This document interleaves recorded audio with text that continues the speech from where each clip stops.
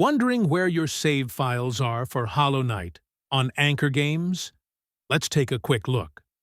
First, launch Hollow Knight and create at least one save. This ensures the game sets up the save folder on your PC. All games on AnkerGames store their saves locally. Your progress in Hollow Knight is safe, even if you reinstall the game or the launcher.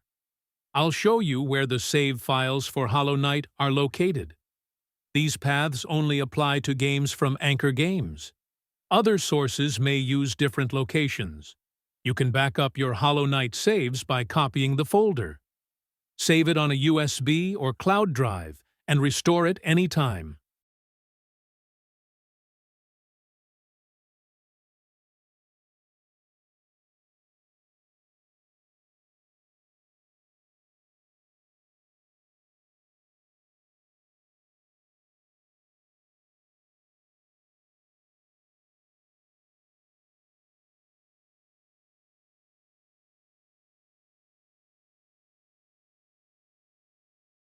That's it.